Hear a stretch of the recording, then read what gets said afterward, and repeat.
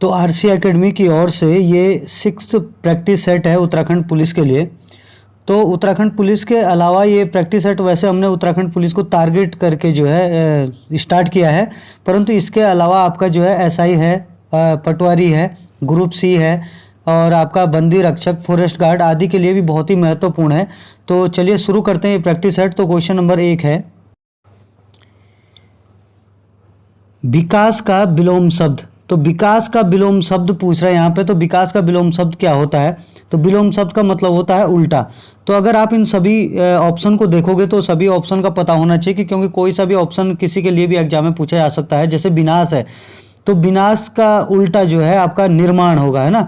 मतलब जो विनाश है, विनाश किसका विलोम शब्द होगा? तो विनाश निर्माण का विलोम शब्द होगा, या फिर उत्पत्ति का विलोम शब्द भी आप बोल सकते हो, या फिर रचना का बोल सकते हो, है ना। और अगर आप पतन की बात करोगे तो पतन का मतलब होता है, पतन जो है उत्थान का उल्टा होगा, है ना। तो उत्थान का उल्टा क्या होगा? पतन, यानी कि उत्थान का विलोम होगा पतन। और अगर आप ह्रास की बात करोगे तो ह्रास जो है विकास का ही क्या है? विलोम शब्द है। तो इसका सी ऑप्शन बिल्कुल सही है। जबकि अगर यहाँ पे निकास की बात करूँ तो निकास किसका विलोम शब्द होगा? प्रवेश का, है ना। तो इसको आप ध्यान रखें। तो इसका सी ऑप्शन यानी कि तीसरा ऑप्शन बिल्कुल सही है। क्वेश्चन नंबर 2 देखते हैं, साहसी का विलोम शब्द क्या होगा? तो साहसी का विलोम शब्द क्या होगा? तो यहाँ पे आप लोग देखो, यहाँ पे ये तो देखा विकास, तो विलोम शब्द का मतलब वही हो गया उल्टा। तो विकास किसका विलोम शब्द होगा? तो इसका विकास तो आपका पतन का हो गया, है ना। अगर आप कायरता देखो, आपको कायरता जो है किसका होता है? साहसी का होता है। और यहाँ पे जो है ये नय दिया हुआ है, और यहाँ पे क्या दिया हुआ? भीरू। भीरू का मतलब होता है डरपोक। तो साहसी का उल्टा जो है भीरू या डरपोक भी हो सकता है, और कायरता भी हो सकता है ना, कायरता या साहसी। तो इसका बी, इसका मतलब दूसरा और चौथा जो है दोनों ही सही हो सकते हैं। अगला ऑप्शन के ऊपर डिपेंड करता है। तो यहाँ पे दोनों में से एक ही ऑप्शन होगा जब भी एग्जाम में आएगा। तो क्योंकि ये विलोम शब्द पूछ रहा है, तो साहसी का विलोम शब्द क्या होना चाहिए? साहसी का उल्टा कायरता होगा, या फिर क्या होगा? भीरू, क्योंकि भीरू का मतलब क्या होता है? डरपोक होता है ना। तो अगला क्वेश्चन देखते हैं, क्वेश्चन नंबर 3, शरीर का पर्यायवाची शब्द नहीं होगा। तो जो शरीर का पर्यायवाची शब्द है वो कौन सा नहीं है इसमें? जैसे काया है, काया भी शरीर का पर्यायवाची शब्द है। गात भी शरीर का पर्यायवाची शब्द है। बपू भी शरीर का पर्यायवाची शब्द है। याद रखना, आपको किसी को भी एग्जाम में पूछा जा सकता है। परंतु अगर वसु का देखोगे तो वसु किसका पर्यायवाची शब्द है? तो देवता का, है ना। ये किसका है? देवता का पर्यायवाची शब्द। तो एग्जाम में पूछा जा सकता है कि देवता का पर्यायवाची कौन सा है? वसु, या वसु किसका पर्यायवाची है? या बप्पू पूछ सकता है, गात पूछ सकता है, काया पूछ सकता है, किसी को भी पूछ सकता है। फिलहाल इसका आंसर क्या है? ए, क्योंकि शरीर का पर्यायवाची इसमें से वसु नहीं है, बाकी सब शरीर के पर्यायवाची है। अगला क्वेश्चन देखते हैं, क्वेश्चन नंबर 4, इनमें से कौन सा एक तत्सम शब्द है? तत्सम शब्द का मतलब होता है जो संस्कृत भाषा का शब्द है, और तद्भव का मतलब होता है जो संस्कृत के बिगड़े हुए रूप और हिंदी में प्रयोग किया जाता है। जैसा आप दुष्चरित्र देखोगे तो दुष्चरित्र ऐसे ही लिखा जाता है संस्कृत में ना। दुष्चरित्र ऐसे लिखा जाता है, आपका संस्कृत का बिगड़ा हुआ रूप है, हिंदी में ऐसे लिख सकते हैं। दुष्चरित्र ऐसे भी लिखा जाता है, इसमें बड़े ऊ की मात्रा है। और सुचरित्र जो है आपका जो है ये भी हिंदी का ही शब्द है। तो इसमें संस्कृत का जो शब्द है वो दुष्चरित्र है। ये वाला बिल्कुल सही है, ये सही आंसर है इसका, है ना। अगला क्वेश्चन देखते हैं, क्वेश्चन नंबर 5, एक ही लकड़ी से सबको हंसाना। ये एक ही लकड़ी से सबको हंसाना, ये मुहावरा है। इस मुहावरे का अर्थ क्या होगा, है ना। ये एक में लिख रहा है, सबके साथ एक जैसा व्यवहार करना, सम उपकारी, किसी को बराबर ना मानना, बहुतों में एक को अधिक मानना। तो ये बिल्कुल सारे के सारे जो है ये नीचे वाले गलत है, ये वाला बिल्कुल सही है। क्योंकि एक ही लकड़ी से सबको हंसाने का मतलब होता है सबके साथ एक जैसा व्यवहार करना। इंपॉर्टेंट है, कभी भी एग्जाम में पूछा जा सकता है। अगला क्वेश्चन देखते हैं, क्वेश्चन नंबर 6, अमृत के समान वचन के लिए एक शब्द चुनिए। तो मतलब ये क्या है कि अनेक शब्द के लिए एक शब्द आता है, अमृत के समान वचन। तो अमृत के समान जो वचन है उसको एक शब्द में क्या कहते हैं? अमृत वचन बोलते हैं, या फिर वचनामृत बोलते हैं, या चरणामृत बोलते हैं, या अमृतभाषी बोलते हैं। तो इसका सही आंसर जो है बी है, क्योंकि अमृत के समान जो वचन वाला होता है उसको बोलते हैं वचनामृत, है ना। तो इसका बी ऑप्शन बिल्कुल सही है। अगला क्वेश्चन देखते हैं, क्वेश्चन नंबर 7, स्वागतम का संधि विच्छेद होगा। तो स्वागतम का संधि विच्छेद जो है सुधन आगतम होता है ना। बाकी सब गलत है। तो सुधन आगतम, अगर इसमें आपको ये भी पूछा जा सकता है कि स्वागतम में कौन सी संधि है, तो आप लोग देखो सुधन आगतम है। तो अगर आप सु को देखो तो सु जो है, सु के पीछे क्या आ रहा है? ऊ आ रहा है ना, तो ऊ की मात्रा आ रही है, सू के पीछे किसकी मात्रा आ रही है, ऊ की। और सू के बाद जो है आपका आगतम है, तो आगतम में प्लस के ठीक बाद क्या आ रहा है, आ। तो मतलब ये ऊ प्लस आ में टूटा है। तो जब प्लस के बाद ओ या आ जाता है, अब प्लस से पहले ई से लेकर री तक के शब्द आते हैं, तो इसमें हमेशा कौन सी संधि होती है, याद रखना यण संधि होती है। तो यहाँ पर संधि कौन सी होगी, यण संधि होगी। इंपॉर्टेंट है। अगला क्वेश्चन देखते हैं, क्वेश्चन नंबर 8। पितृणम में कौन सी संधि होगी। तो पहले तो आपका संधि विच्छेद पूछा जा सकता है इसमें कि पितृण में कौन सी संधि होगी। तो इसका संधि विच्छेद होता है पितृ प्लस ऋणम। क्या होता है, पितृ प्लस ऋणम, ये इसका संधि विच्छेद है।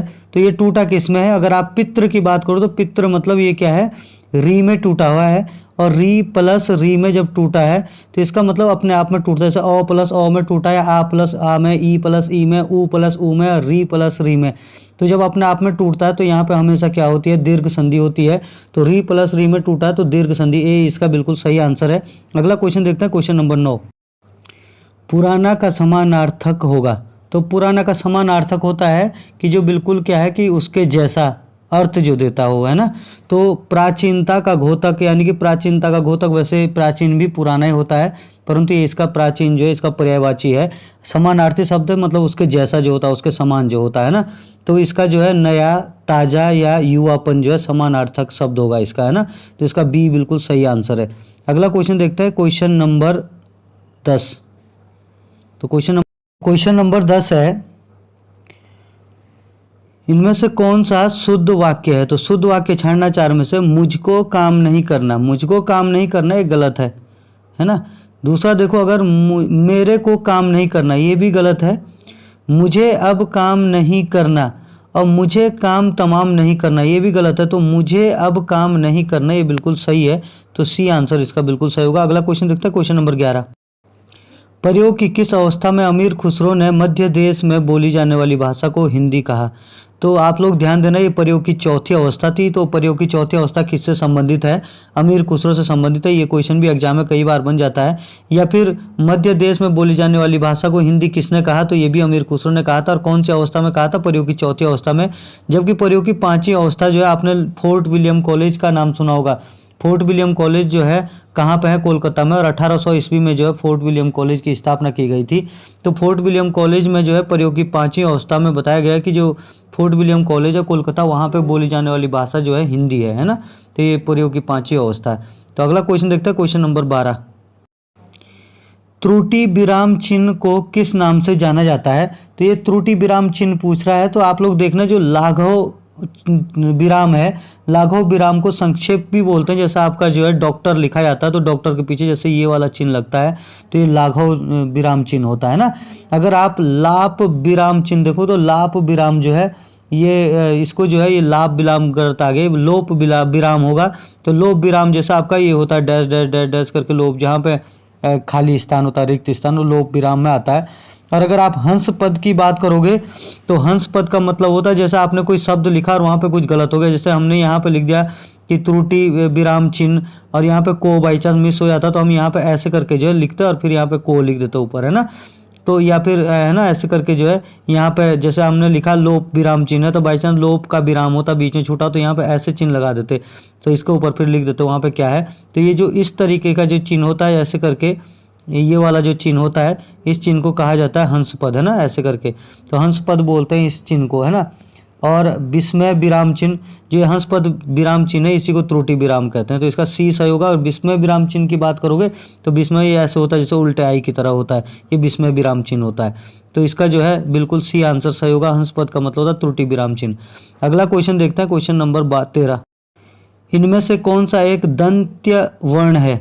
दंत्य वर्ण का मतलब है कि जिन वर्णों के उच्चारण में जो है जीभ दांतों के तरफ को जाती है या दांतों को छूने की कोशिश करती है उनको दंत्य वर्ण कहते हैं। अब दांतों को छूने की तरफ जो जाती है जीभ, उनको जो है वो तौ वाली लाइन में आते हैं। तो आपका तौ हो गया, थ हो गया, द हो गया और ध हो गया, ये दंत्य वर्ण होते हैं, है ना। तो आप लोग देखो इसमें टौ नहीं है, चौ नहीं है, गौ नहीं है और दौ, ये दौ वाला जो है इसका डी वाला बिल्कुल सही आंसर होगा। अगला क्वेश्चन देखते हैं, क्वेश्चन नंबर 14। इनमें से किस वर्ण की खोज सबसे अंत में हुई है? तो ये क्वेश्चन कई बार आ गया भाई एग्जाम में। तो किस वर्ण की खोज सबसे अंत में हुई है? यहाँ पे थोड़ा सा जो है मिस्टेक हो रखी है, ओ के पीछे जो है 2 बिंदु होने हैं यहाँ पे, है ना। तो ये ऐसे होगा, ऐसे, है ना। तो जो हिंदी वर्णमाला में है, हिंदी वर्णमाला में अगर मैं कहूँ तो एक आपका अह हो गया, आपका स्र हो गया, है ना। स्र के अलावा आपका जो है औप है, जैसे आपका चंद्रबिंदा, जो ये चंद्रबिंदे वाले जो होता है ना। और यहाँ पे जो है आपका एक री हो गया। तो हिंदी वर्णमाला अगर देखें तो री की खोज हुई है वर्णमाला के बाद, री के बाद हुई है इसकी, ये चंद्रबिंदे वाला होता है जो आ, है ना। इसके बाद जो है आपका स्र की खोज हुई है, और सबसे लास्ट में किसकी खोज हुई है? अह की खोज हुई है। तो इसका डी ऑप्शन बिल्कुल सही है, पर इसके पीछे 2 बिंदु होने चाहिए, है ना। चलो अगला क्वेश्चन देखते हैं, क्वेश्चन नंबर 15। इनमें से किस कारक की विभक्ति शून्य भी होती है? तो आप लोग ध्यान देना कि जैसे कर्ता कारक है ना, कर्ता कारक है, कर्ता कारक में लिखा हमने कि राम जाता है ना। जहाँ पे कोई व्यक्ति काम करता है और काम करने का असर खुद पे ही पड़ता है, वहाँ कर्ता कारक होता है। राम जाता है, तो राम जाता है, तो यहाँ पे कोई भी विभक्ति नहीं आई, है ना। तो यहाँ पे क्या हो जाएगी? इस प्रकार शून्य विभक्ति हो जाएगी। और या फिर इसी कर्ता कारक को अगर हम ऐसे करेंगे कि राम ने खाया, है ना। तो राम ने खाया, तो राम ने खाया या राम ने खाया, राम ने खाया, इसमें कोई विभक्ति नहीं है तो शून्य विभक्ति है। और राम ने खाया तो इसमें क्या आ रही है? ने विभक्ति आ रही है। तो शून्य विभक्ति कर्ता कारक में होती है, और शून्य के साथ साथ ने विभक्ति भी होती है।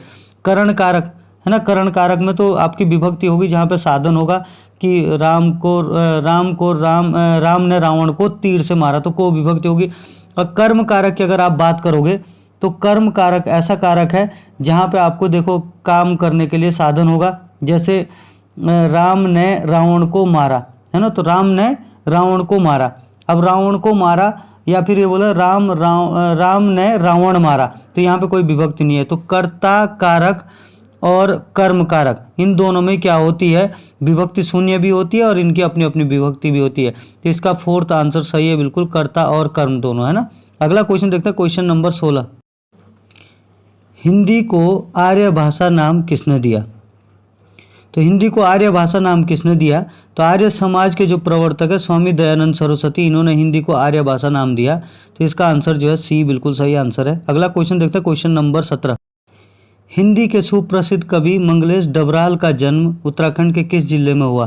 तो जो मंगलेश डबराल है, इनका जन्म जो है टिहरी जिले में, उत्तरकाशी टिहरी जिले के जो है काफल पानी गांव में हुआ था। और इनका जन्म 16 मई को हुआ था, है ना। 16 मई 1948 को इनका जन्म हुआ था। कहाँ पे?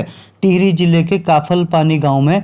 और जो इनकी मृत्यु हुई थी वह ये कोरोना काल के दौरान हुई थी, 9 दिसंबर 2020 को, है ना। ध्यान रखना 2020 को, है ना। और वो भी कब? 9 दिसंबर 2020 को। पूछा जा सकता है कि मंगलेश डबराल की मृत्यु जो है कब हुई थी? तो 9 दिसंबर 2000 को हुई थी, वो कोरोना काल में। और इनका जन्म हुआ था 16 मई 1948 को इनका जन्म हुआ था। कहाँ हुआ था? टिहरी के काफल पानी गाँव में हुआ था। अगला क्वेश्चन देखते हैं, क्वेश्चन नंबर 18। इनमें से कौन सी रचना मुंशी प्रेमचंद की नहीं है? तो मुंशी प्रेमचंद की रचना कौन सी नहीं है? रंगभूमि भी मुंशी प्रेमचंद की है, पूस की रात भी मुंशी प्रेमचंद की है, पंच परमेश्वर भी मुंशी प्रेमचंद की है। जबकि जो आंसू रचना है, ये आंसू रचना जो है जयशंकर प्रसाद की है। किसकी? जयशंकर प्रसाद की है आंसू रचना। तो ध्यान रखना आंसू किसकी रचना? जयशंकर प्रसाद की है। बाकी सारी की सारी किसकी है? मुंशी प्रेमचंद की। अगला क्वेश्चन देखते हैं, क्वेश्चन नंबर 19। एक भारतीय आत्मा किस कवि को कहा जाता है? तो ध्यान रखना माखनलाल चतुर्वेदी को एक भारतीय आत्मा कहा जाता है। बहुत इंपॉर्टेंट है भाई, है। अगला क्वेश्चन देखते हैं, क्वेश्चन नंबर 20। इनमें से कौन ज्ञानमार्गी शाखा के कवि है? तो देखो भाई, जो आपका हिंदी की जो हिंदी साहित्य है उसको मुख्य रूप से 2 भागों में बांटा जाता है। इसकी एक शाखा है सगुण भक्ति धारा और दूसरी शाखा है निर्गुण भक्ति धारा, है ना। कौन सी? एक है सगुण और दूसरी है निर्गुण, है ना। अगर आप सगुण और निर्गुण में देखोगे तो सगुण को भी 2 भागों में बांटा जाता है, एक राम भक्ति धारा और एक कृष्ण भक्ति धारा। और निर्गुण को भी 2 भागों में बांटा जाता है, एक होता है संत काव्य धारा और एक होती है सूफी काव्य धारा। तो जो संत काव्य धारा है उसको ही ज्ञान मार्गी शाखा कहा जाता है ना। और इसमें जैसे संत कबीर थे, तो संत कबीर तो इनमें से कहीं ऑप्शन में है नहीं दिया, पर संत कबीर के अलावा जो है मूलक दास एक इम्पोर्टेंट कवि है जो इसमें किस में आते हैं? आपके ज्ञान मार्गी शाखा में आते हैं ना। बाकी आप राम भक्ति धारा में तुलसीदास को देख सकते हो, कृष्ण भक्ति धारा में रस खान सूरदास, मीराबाई को देख सकते हो। संत काव्य धारा में संत कबीर और मूलक दास को देख सकते हो। और सूफी काव्य धारा में या प्रेम मार्ग की शाखा बोलते हैं सूफी काव्य धारा को, इसमें मणिक मोहम्मद जायसी आप देख सकते हो या मुल्ला दाऊद देख सकते हो, है ना। तो अगला क्वेश्चन देखते हैं, क्वेश्चन नंबर 21। किस अनुच्छेद के तहत भारतीय संविधान का हिंदी रूपांतरण किया गया? तो आप लोग ध्यान देना कि अनुच्छेद 394 के ए में या 394 का जो क है, इसमें जो भारतीय संविधान का हिंदी रूपांतरण किया गया है। और जब संविधान बना था तो संविधान जो है इंग्लिश में लिखा गया था, भारतीय संविधान। फिर अनुच्छेद 394 के तहत इसका हिंदी रूपांतरण किया गया है। और ये भी कहा गया है कि 394 में जो है कहा गया है कि जो राष्ट्रपति है उसको भारतीय संविधान का जो इंग्लिश रूपांतरण है उसको हिंदी रूपांतरण करने का अधिकार किसको है? भारत के राष्ट्रपति को है। और अनुच्छेद 394 के क के आधार पर इसका हिंदी रूपांतरण किया गया है। तो अगला क्वेश्चन देखते हैं, क्वेश्चन नंबर 22। भारत में रह रहे राजदूत पर मुकदमा कहाँ चलाया जा सकता है? ऑप्शन है उच्च न्यायालय, दोनों, उच्चतम न्यायालय या फिर इनमें से कोई नहीं। तो इसका आंसर है इनमें से कोई नहीं, क्योंकि जो भारत में राजदूत, जैसे विदेशी राजदूत रह रहे हैं भारत में, अगर वो कुछ गलती करते हैं या फिर वो गलत तरीके से काम करते हैं तो उन पे जो मुकदमा चलता है वो कहाँ चलता है? तो अंतर्राष्ट्रीय न्यायालय में चलता है। आप लोग ध्यान देना, एग्जाम में क्वेश्चन आ सकता है कि अंतर्राष्ट्रीय न्यायालय, जो अंतर्राष्ट्रीय न्यायालय होता है वहीं पे जो है किसी भी देश के राजदूत पर मुकदमा चलाया जा सकता है। तो इसका आंसर होगा इनमें से कोई नहीं। अगला क्वेश्चन देखते हैं, क्वेश्चन नंबर 23। किस अनुच्छेद के तहत संसद नागरिकता संबंधी कानून बना सकती है? तो आप लोग ध्यान देना, अनुच्छेद, भारतीय संविधान का जो अनुच्छेद 11 है, ये अनुच्छेद 11 कहता है कि भारतीय संविधान में जो नागरिकता है, नागरिकता से संबंधित कानून कौन बना सकती है? तो कौन बना सकती है नागरिकता से संबंधित कानून? तो संसद बना सकती है। कौन बना सकती है? संसद। और संसद में भी कभी कभी क्वेश्चन आता है कि संसद का कौन सा मंत्रालय भारतीय संविधान में जो है नागरिकता संबंधित कानून बना सकता है? तो याद रखना आप लोग कि जो गृह मंत्रालय है ना, कौन बना सकता है? गृह मंत्रालय, भारत का गृह मंत्रालय संसद से जो क्या कहता है आपकी नागरिकता उससे संबंधित कानून बना सकता है। तो संसद बना सकती है। और संसद का कौन सा मंत्रालय? गृह मंत्रालय। किस अनुच्छेद में कहा गया है? अनुच्छेद 11। अगला क्वेश्चन देखते हैं, तो मूल अधिकारों को किसके द्वारा निलंबित किया जा सकता है? देखो, एक होता है निलंबित और एक होता है प्रतिबंधित। तो मूल अधिकारों को निलंबित राष्ट्रपति के द्वारा किया जा सकता है, मतलब कुछ समय के लिए जो रोक लगा देना। और मूल अधिकारों को अगर प्रतिबंधित की बात करोगे तो प्रतिबंधित कौन कर सकता है? संसद कर सकता है। तो आप लोग ध्यान देना, मूल अधिकारों को निलंबित कौन कर सकता है? राष्ट्रपति। अगला क्वेश्चन देखते हैं, क्वेश्चन नंबर 25। अनुच्छेद 61 के तहत राष्ट्रपति पर महाभियोग लाने के लिए संसद के किसी भी सदन में कितने सदस्यों द्वारा प्रस्ताव लाया जा सकता है? तो ध्यान रखना, ये पिछले वीडियो में भी शायद आया था, पिछले टॉपिक में ये क्वेश्चन, कि 1/4, 1/4 है ना, 1/4 सदस्यों के द्वारा जो है भारतीय संविधान में क्या है, जो राष्ट्रपति हटाने के लिए महाभियोग प्रक्रिया का प्रयोग किया जाता है, उसमें 1/4 सदस्यों के द्वारा प्रस्ताव लाया जा सकता है। और उस प्रस्ताव को अगर पारित करने की बात करेगा, तो जो पारित करने की बात करें तो आपका जो है 2/3 है ना, 2/3 सदस्यों के द्वारा जो है प्रस्ताव पारित होना चाहिए, है ना। तो आप लोग इसको ध्यान देना कि अगर प्रस्ताव लाया जाएगा तो 1/4 सदस्यों के द्वारा, और पारित करना पड़ेगा तो 2/3 सदस्यों के द्वारा। तो इसको थोड़ा सा ध्यान रखना। अगला क्वेश्चन देखते हैं, क्वेश्चन नंबर 26। अनुच्छेद 168 में किसकी चर्चा की गई है? तो 168 में किसकी चर्चा, अगर आप महाधिवक्ता की बात करोगे तो महाधिवक्ता की चर्चा जो है 165 में, आर्टिकल 165 में महाधिवक्ता की चर्चा है। अगर आप विधानसभा की बात करो तो राज्यों की जो विधानसभाएं हैं उनकी चर्चा जो है 170 में है, 170 में जो है विधानसभाओं की चर्चा है।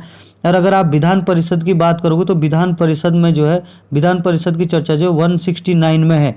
और अगर आप विधानमंडल की बात करोगे तो विधानमंडल की चर्चा जो है 168 में है। तो इसका डी आंसर बिल्कुल सही है। तो ध्यान रखना, ये सारे के सारे जो 4 ऑप्शन में दिए गए हैं ये सब के सब एग्जाम में पूछे आता है, कई बार एग्जाम में आगे। तो अगला क्वेश्चन देखते हैं, क्वेश्चन नंबर 27। किस संवैधानिक संशोधन के तहत दिल्ली और पुदुचेरी के विधानसभा सदस्यों को राष्ट्रपति चुनाव में भाग लेने का अधिकार प्राप्त हुआ है? तो आप लोग ध्यान देना कि दिल्ली और पांडिचेरी यानी कि पुदुचेरी अब बोलते हैं इसको, कि इनमें जो ये जो राज्य हैं ये केंद्र शासित प्रदेश है जिनको राष्ट्रपति चुनाव में जो है भाग लेने का अधिकार नहीं होता है। परंतु 70वां संवैधानिक संशोधन जो हुआ था, है ना, ये 70वां संवैधानिक संशोधन जो 1992 में हुआ था, इस 70वें संवैधानिक संशोधन के तहत दिल्ली और पुदुचेरी को जो है क्या है, राष्ट्रपति चुनाव में भाग लेने का अधिकार दिया गया। अगला क्वेश्चन देखते हैं 28। अनुच्छेद 243 का मौ या वाई, मौ लिख देगा या वाई लिख देगा में किसकी चर्चा की गई है, तो आप लोग ध्यान देना भाई। जो आपके पहला ऑप्शन है ग्राम पंचायत के वित्त आयोग, तो ग्राम पंचायत का जो वित्त आयोग है अनुच्छेद 243 के ए में इसकी चर्चा की गई है। और अगर आप देखोगे ग्राम पंचायत के वित्त आयोग, नगर पंचायत के वित्त आयोग है, इसकी चर्चा जो है अनुच्छेद 243 के वाई में की गई है। ये बिल्कुल सही है, मौ या वाई में। और अगर आप ग्राम पंचायत का गठन देखोगे तो जो ग्राम पंचायत का गठन है वो 243 के बी में किया गया है।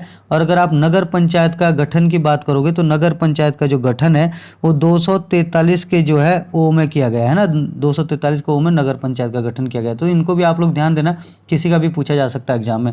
अगला क्वेश्चन देखते हैं 29। साइबर अपराध का विषय भारतीय संविधान के किस सूची में वर्णित है, तो साइबर अपराध का मतलब है कि जो आपका नेट से संबंधित है ना, ऑनलाइन जैसे आपके चलते हैं क्लासेज या फिर ऑनलाइन शॉपिंग बिजनेस आपके चलते हैं, तो इसके संबंधी जो अपराध है वो किस सूची में रखा गया है, संघ सूची में रखा गया है या राज्य सूची में रखा गया है, समवर्ती सूची में रखा गया है, अवशिष्ट सूची में रखा गया है। तो देखो भाई ध्यान रखना आप लोग, भारत के संविधान का जब निर्माण हुआ तो भारत के संविधान के निर्माण के समय जो है एक लिस्ट ऐसी रखी गई है जो मतलब कोरी लिस्ट थे, जिसमें कहा गया कि कुछ चीज़ें ऐसी हो सकती है कि जो अभी नहीं है पर आने वाले टाइम में जो है होगी। तो आने वाले टाइम में जो आने वाले विषय होंगे उनके लिए खाली जगह जो छोड़ी गई है उसको ही कहा गया है अवशिष्ट सूची। तो उस टाइम इंटरनेट का ज़माना नहीं था, इसलिए साइबर अपराध जो है किस सूची में रखा गया है, अवशिष्ट सूची में रखा गया है। तो बहुत ही इंपॉर्टेंट है, कभी भी एग्जाम में आ सकता है। अगला क्वेश्चन देखते हैं 30 क्वेश्चन। पद से हटाने के लिए इनमें से किस पर कदाचार का मुकदमा चलाया जाता है, तो देखो भाई कदाचार का जो मुकदमा वो संघ लोक सेवा आयोग के सदस्यों के ऊपर चलाया जाता है ना, पद से हटाने के लिए। तो ध्यान रखना, कभी भी एग्जाम में आ सकता है, क्वेश्चन भी बहुत इंपॉर्टेंट क्वेश्चन है। अगला क्वेश्चन देखते हैं 31।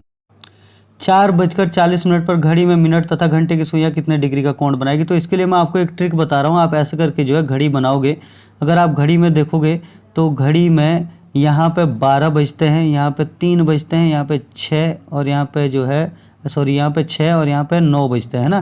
तो आप इनके बीच में देखना, आपका 1 2 3 4 5 6 7 8 और 9 हो गया, 10 हो गया, 11 हो गया और ये 12 हो गया।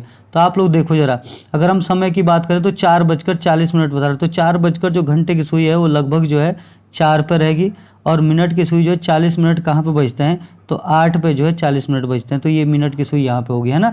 तो आपका जो है 4:40 हो रहे हैं लगभग। अब इन दोनों सुइयों के बीच का गैप देखोगे आप लोग, तो एक गैप ये हो गया, एक गैप ये हो गया, 2 1 3 और एक 4 का गैप आ रहा है। तो बस आपका जो अगर गैप आ गया ये, तो इसके बाद देखो 4 का गैप आ रहा है, आप ध्यान रखना 4 का गैप आ रहा है। तो इसके बाद देखो क्या करना है आपको, इसमें आपको क्या करना है कि 4 का गैप आ रहा था तो 4 गुणा 30, ये 30 की मल्टीप्लाई करनी है, जितने का गैप आएगा उतने में जो है 30 की मल्टीप्लाई करनी है। और मिनट की सुई अगर आ गए तो 4:30 हो रहे थे, 4 कितने मिनट हो रहे, 40 मिनट हो रहे, तो घंटे की सुई पीछे है, तो इसलिए जो मिनट का आधा माइनस कर देंगे। तो मिनट कितने थे, 40 मिनट, 40 का आधा 20 है ना। तो 4 तिया 12 मतलब 120 माइनस 20, अगर हम इसमें से माइनस करेंगे तो आपका जो है 100 डिग्री का कोण आ जाएगा। तो ए इसका बिल्कुल सही आंसर है। अगला क्वेश्चन देखते हैं 32। यदि किसी महीने की तीसरा सोमवार 17 तारीख को है, तो तीसरा सोमवार कितने तारीख को है, 17 तारीख को है। और तो बताइए कि उस महीने का कौन सा दिन होगा जो 5 बार आएगा, है ना। और जो 17 तारीख है वो तीसरा सोमवार, वो क्या है, सोमवार है ना। और कौन सा सोमवार है, तीसरा सोमवार है। तो इसके बाद जो अगर आप दूसरे सोमवार की बात करोगे तो दूसरा सोमवार जो है 10 तारीख को आएगा, और पहला सोमवार जो है कितने तारीख को आएगा, 3 तारीख को है ना। और 2 तारीख को क्या आएगा आपका, 2 तारीख को रविवार आएगा, और 1 तारीख को क्या आएगा, शनिवार। अगर आप देखोगे तो शनिवारों की संख्या जो है इस महीने कितनी आ जाएगी, 5। तो इसका मतलब इसका आंसर है शनिवार। तो बी ऑप्शन बिल्कुल सही है इसका। अगला क्वेश्चन देखते हैं, क्वेश्चन नंबर 33। यदि दक्षिण पूर्व को उत्तर कहा जाए, देखो जैसे ये दिशाएं हैं भाई आपकी, तो दिशाओं में कह रहा हूँ कि दिशाओं, ये वाली दिशा जो पूर्व दिशा होती है, ये पश्चिम होती है, ये उत्तर होती है और ये दक्षिण होती है ना। तो कह रहा है कि यदि दक्षिण पूर्व को उत्तर कहा जाए, तो दक्षिण पूर्व तो ये वाला होता है, तो इसको कह रहा हूँ कि इसको उत्तर कहा जाए, दक्षिण पूर्व को क्या उत्तर कहा जाए। तो आप लोग देखो ये कितने डिग्री पे घूम रहा भाई, एक तो 90 और आपका जो है 15 डिग्री और घूम रहा है, लगभग 45 डिग्री और घूम रहा है, तो इतना घूम रहा है ना, ये कितना घूम रहा है, इतना घूम रहा है कोण है ना। फिर कह रहा है यदि दक्षिण पूर्व को उत्तर कहा जाए और उत्तर पूर्व को पश्चिम कहा जाए, तो उत्तर पूर्व कौन सा है, उत्तर पूर्व ये है, उत्तर पूर्व को क्या पश्चिम कहा जाए। तो देखो इतना ही घूम रहा है, एक मतलब ये 90 डिग्री पे घूम रहा है और इतना और घूम रहा है ना, तो कहा जाए। और यही क्रम आगे भी जा रहे हैं, तो पश्चिम को क्या कहा जाएगा, तो पश्चिम तो आपका ये है, तो एक तो ये इतना घूम जाएगा और एक इसके अलावा आधा और इतना घूम जाएगा ना, तो ये वाला जो इतना घूमेगा, तो ये इसका आंसर हो जाएगा। तो आपका दक्षिण पूर्व हो जाएगा इसका आंसर। तो सी बिल्कुल क्या है, सही आंसर है इसका। अगला क्वेश्चन देखते हैं, क्वेश्चन नंबर 34। एक आदमी ने एक महिला से कहा कि आपकी, तो समझ लो आप लोग कि ये वो महिला है ना, ये वो महिला है, और कहा कि आपकी माताजी, इस महिला की जो कौन है, माँ है, आपकी माताजी के पति, और आपकी माताजी के जो पति है ना, इसके जो पति है ना, आपके माताजी के पति की बहन, इस पति की कौन होगी, बहन है, जो उस पति की बहन मेरी बुआ है। तो इसके पति की बहन मेरी बुआ है, इसका मतलब ये भी जो आदमी है, वो आदमी ये इस पति का ही, इसका ही क्या, जो ये वाला व्यक्ति है, इसका ही क्या है, ये बेटा है। और इसका मतलब ये दोनों क्या है, भाई बहन है। ये भी ये पति पत्नी है, ये दोनों पति पत्नी है, और इन दोनों के बच्चे, फीमेल और वो जो क्या कहते हैं, लड़का जो आदमी बात कर रहा था वो है। तो महिला का उस आदमी से क्या संबंध है, तो भाई बहन है, तो बहन हो जाएगी उसकी, वो है ना। तो अगला क्वेश्चन देखते हैं, क्वेश्चन नंबर 35। कह रहा है यदि P प्लस को व्यक्त करता है, Q माइनस को व्यक्त करता है, और इसी प्रकार से जो है R भाग को व्यक्त करता है,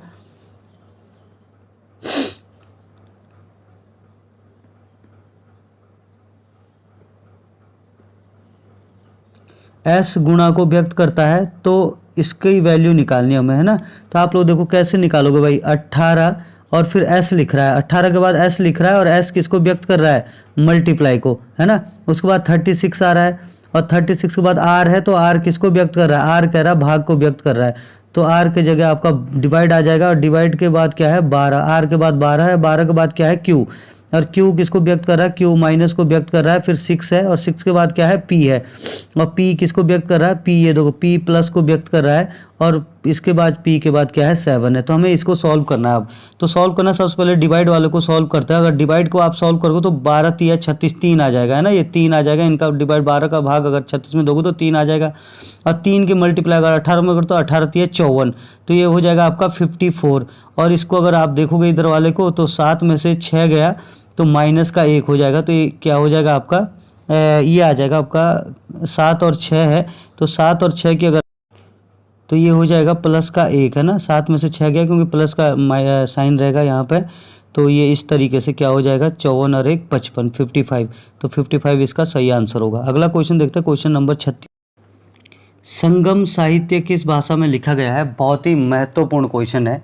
जो संगम साहित्य है भाई, ये तमिली भाषा में लिखा गया है, और जो ये संगम साहित्य है, ये साउथ का बहुत ही ज़्यादा इतिहास को प्रदर्शित करता है, क्योंकि आप लोग ध्यान देना कि 443 कवियों ने जो है इस संगम साहित्य को लिखा है। और इस संगम साहित्य को लिखवाया किसने था, तो किसने लिखाया था ये भी ध्यान रखना, इसको जो है पांड्य शासकों ने लिखवाया था। किसने लिखवाया था, पांड्य शासकों ने लिखवाया था। और इसमें जो 3 वंशों की चर्चा जो है साफ साफ की गई है, एक पांड्य शासक, एक चेर शासक और एक चोल शासक। तो पांड्य शासक, चेल शासक और चोल शासक का जो इसमें जिक्र किया गया है। और ये 473 जो है कवियों ने लिखा है संगम साहित्य, और किस भाषा में है, तमिल भाषा में। बहुत ही महत्वपूर्ण है, इन तीनों में से कुछ भी आ सकता है एग्जाम में। अगला क्वेश्चन है 37, क्वेश्चन नंबर 37। इनमें से कौन सा शीतोष्ण कटिबंधीय घास का मैदान है। देखो भाई, शीतोष्ण कटिबंधीय घास का मैदान तो इसमें से क्या है, स्टेपी है, बाकी जो है उष्ण कटिबंधीय है, तो स्टेपी इसका सही आंसर है। जो शीतोष्ण कटिबंधीय घास के मैदान होते हैं उन्हें किसे कहा जाता है, जैसे अगर हम पृथ्वी देखोगे ना, आप पृथ्वी पर देखना कि ये तो आपकी विषुवत रेखा है, ये आपके ऊपर जो है कर्क रेखा, नीचे मकर रेखा है, है ना, ये आपका 23.5 डिग्री पे जाती है, ये 0 डिग्री पे, ये भी 23.5 डिग्री पे जाती है ना, ये भी 23.5 है और ये भी 23.5 है। इसके ऊपर ये क्या है आपका 66.5 डिग्री पे जाती है और ये नीचे भी आपका जो है 66.5 डिग्री पे जाती है।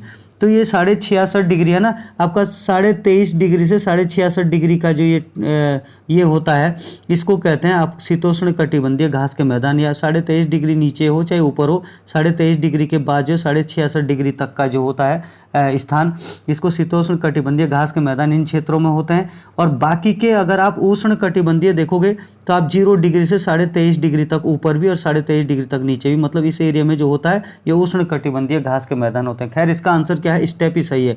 बाकी सवाना, कंपोस और लानोस जो है उष्ण कटिबंधीय घास के मैदान है। अगला क्वेश्चन देखते हैं 38। अपाची, क्रो, क्री और पोनी जनजातियां कहाँ पाई जाती है? तो ये जो जनजातियां हैं भाई, ये सारी के सारी जनजातियां जो है आप लोगों ने सुना होगा आदिम जनजातियां जिसको बोलते हैं ना, तो ये अमेरिका की क्या है, आदिम जनजातियां हैं, पिछड़ी जनजातियां हैं। तो इसका आंसर सही होगा ये तीसरा, अमेरिका। तो क्रो, क्री और पोनी जनजातियां कहाँ पाई जाती है, अपाची जनजाति कहाँ पाई जाती है, ऐसा क्वेश्चन कई बार एग्जाम में आ जाता है, तो ध्यान रखना अमेरिका। अगला क्वेश्चन देखते हैं 39। भारत में नोट निर्गमन की न्यूनतम कोष प्रणाली कब प्रारंभ हुई थी? तो इसका आंसर है 1956। अगर आप एग्जैक्ट जाना चाहोगे तो 6 अक्टूबर को जो है, 6 अक्टूबर 1956 को जो है भारत में नोट निर्गमन की न्यूनतम कोष प्रणाली जारी की गई थी। और इसमें क्या होता है कि जो बैंक होते हैं उनको आरबीआई के पास जो है 200 करोड़ की प्रतिभूतियां जमा करनी पड़ती है और इन 200 करोड़ में से 115 करोड़ का क्या है, स्वर्ण, मतलब सोना। 115 करोड़ का जो है सोना जमा करना पड़ता है, स्वर्ण। तो ध्यान रखना, पूछा जा सकता है कि भारत में नोट निर्गमन की न्यूनतम कोष प्रणाली के तहत कितना सोना जो है आरबीआई के पास रखना पड़ता है। तो 115 करोड़ का और 200 करोड़ का जो है टोटल प्रतिभूतियां जो है यहाँ पे रखनी होती है। अगला क्वेश्चन देखते हैं, क्वेश्चन नंबर 40। भारत में न्यूनतम संतुलन में निरंतर घाटा किस कारण हो रहा है? तो आयातों में निरंतर वृद्धि, आयात में अगर निरंतर वृद्धि होगी तो भी घाटा होगा भाई। निर्यातों में धीमी वृद्धि होगी, अगर मतलब निर्यात कम हो जाएगा, धीमी वृद्धि का मतलब निर्यात का कम होना, तो भी आपको क्या होगा, घाटा होगा। अब विनिमय दर की चंचलता होगी, विनिमय दर की चंचलता मतलब कभी कुछ होगा कभी कुछ होगा, तो भी आपको घाटा होगा। तो ये उपरोक्त सभी है भाई, है ना, ये उपरोक्त सभी जो है भुगतान संतुलन में निरंतर घाटा ही लाएगी, है ना। तो चौथा आंसर सही है। अगला क्वेश्चन देखते हैं 41। वर्ष 1946 में बनी अंतरिम सरकार में रक्षा विभाग किसके पास था, यानी कि रक्षा मंत्री कौन थे अंतरिम सरकार में? तो आपका जो है जवाहरलाल नेहरू का भी कभी कभी पूछ लेता है, जवाहरलाल नेहरू का जो है विदेश मंत्रालय पूछ लेता है कि विदेश मंत्रालय किसके पास था। तो विदेश मंत्रालय जवाहरलाल नेहरू के पास था। और राजेंद्र प्रसाद का भी कई बार आ चुका है एग्जाम में, खाद्य एवं कृषि, है ना, या कृषि बोल देगा या फिर खाद्य एवं कृषि मंत्रालय किसके पास था? तो डॉक्टर राजेंद्र प्रसाद के पास था। और जो बलदेव सिंह थे इनके पास था रक्षा विभाग। तो इसका आंसर जो है फोर्थ वाला सही है, रक्षा विभाग बलदेव सिंह के पास था। 42 देखते हैं। इनमें से किस बंदरगाह का नाम बदलकर दीन दयाल बंदरगाह रखा गया है? तो ध्यान रखना आप लोग, ये जो कांडला बंदरगाह है, कांडला बंदरगाह कहाँ पे है ये भी ध्यान रखना आप लोग, कई बार एग्जाम में आता है कि कांडला बंदरगाह कहाँ है। तो गुजरात में जो है कांडला बंदरगाह है और इसी का नाम बदलकर दीनदयाल बंदरगाह रखा गया है। तो एग्जाम में पूछा जा सकता है कि दीनदयाल बंदरगाह कहाँ है, तो गुजरात में है ना। अगला क्वेश्चन देखते हैं, क्वेश्चन नंबर 43। किस पशु के अवशेष सिंधु घाटी सभ्यता से प्राप्त नहीं हुए? तो प्राप्त नहीं हुए हैं तो घोड़े के अवशेष भी सिंधु घाटी सभ्यता से प्राप्त हुए हैं, गाय के भी प्राप्त हुए हैं और हाथी के अवशेष भी प्राप्त हुए, तो शेर के प्राप्त नहीं हुए। तो सी आंसर इसका सही है। अगला क्वेश्चन देखते हैं, क्वेश्चन नंबर 44। प्रसिद्ध गार्जिया देवी का मंदिर किस नदी के किनारे स्थित है? तो जो गार्जिया देवी का मंदिर है, पहले तो आप लोग ध्यान देना कि नैनीताल में एक स्थान पड़ता है जिसका नाम है सुंदर खाल, है ना। नैनीताल में एक स्थान पड़ता है सुंदर खाल और यहीं पे गार्जिया देवी का मंदिर है। सुंदर खाल गाँव है ये, है ना। तो ये सुंदर खाल गाँव में जो है गार्जिया देवी का मंदिर है और यहाँ से जो है रामनगर के पास पड़ता है नैनीताल में, और यहीं से जो है कोसी नदी निकलती है। तो कोसी नदी के किनारे स्थित है ये। तो एग्जाम में पूछा जा सकता है कि किस गांव के नज़दीक है या किस गांव के पास है, तो सुंदर खाल गाँव। या किस जिले में है, तो गार्जिया देवी का मंदिर किस जिले में है, तो नैनीताल या फिर रामनगर बोल सकता है ना। अगला क्वेश्चन देखते हैं, क्वेश्चन नंबर 45। भारत का कौन सा राज्य खाद्यान्न का सबसे बड़ा उत्पादक है। मतलब जो खाद्यान्न जो है सबसे ज़्यादा उगाता है या खाद्यान्न जो पैदा करता है, सबसे बड़ा राज्य कौन सा है वो भारत का, है ना। खाद्यान्न मतलब खाने पीने की चीज़ें, तो इसका आंसर जो है उत्तर प्रदेश है। बी आंसर बिल्कुल सही है। तो उत्तर प्रदेश जो खाद्यान्न का सबसे बड़ा उत्पादक राज्य है भारत में, है ना। अगला क्वेश्चन देखते हैं 46। काकरापारा परमाणु ऊर्जा संयंत्र कहाँ स्थित है? तो काकरापारा परमाणु ऊर्जा संयंत्र जो है ये क्या कहते हैं, आप लोगों ने ताप्ती नदी का नाम सुना होगा, है ना। क्या है? ताप्ती नदी। जो ताप्ती नदी है ना, ताप्ती नदी सूरत जो है ताप्ती नदी के किनारे बसा है सूरत शहर। और सूरत शहर कहाँ पे है? गुजरात में।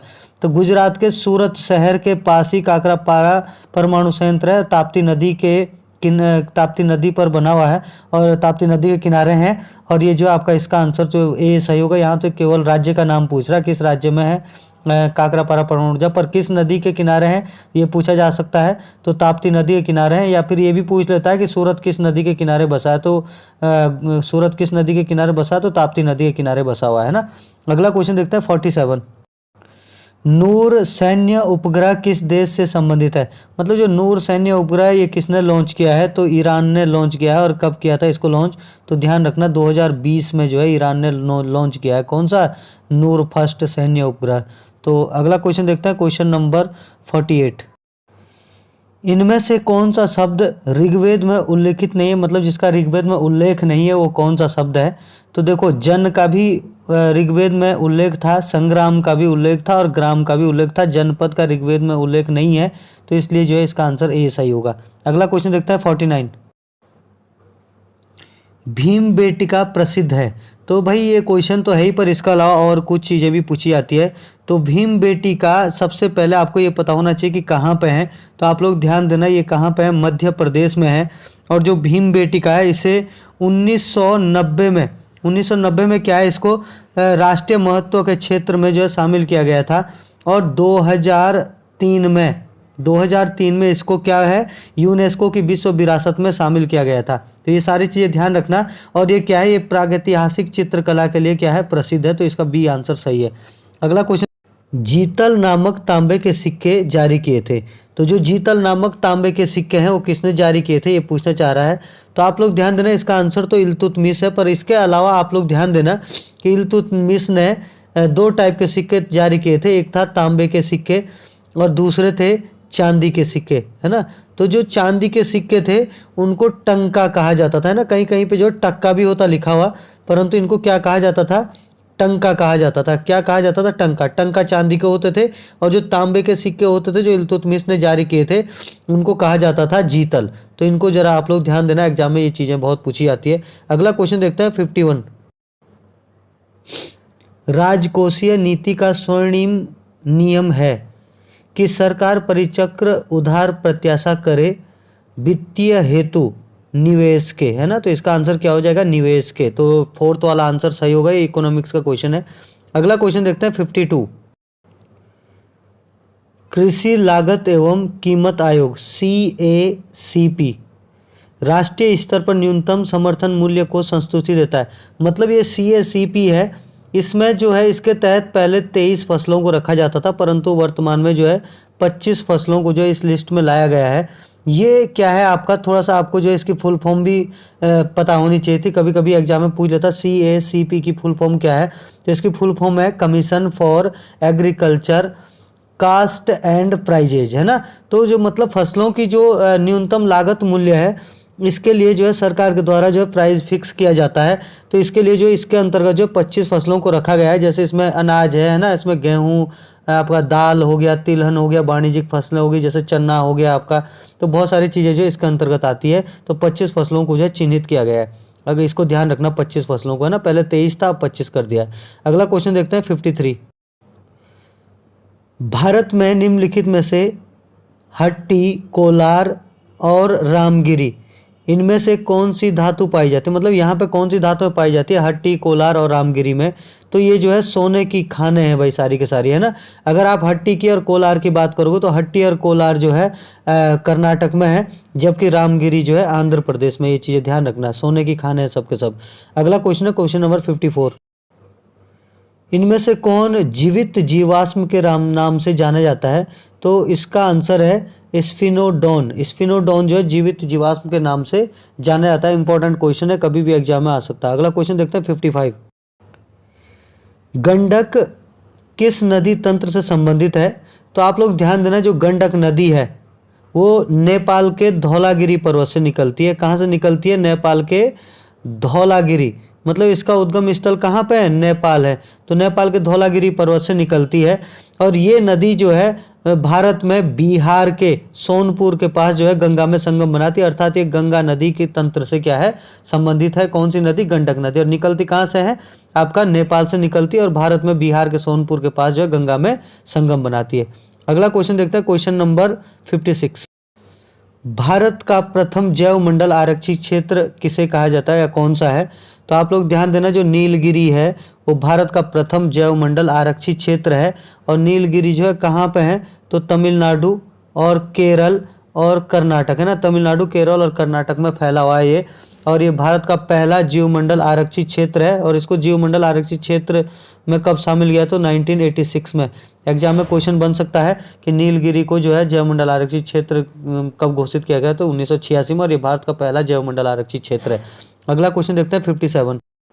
इनमें से किसने मौर्यकालीन ब्राह्मी लिपि का उद्घाटन किया? मतलब ब्राह्मी लिपि को सबसे पहले किसने पढ़ा था? तो ये क्या है इसका आंसर? जेम्स प्रिंसेप इसका आंसर होगा, जेम्स प्रिंसेप। तो जेम्स प्रिंसेप ने इसको पढ़ा था।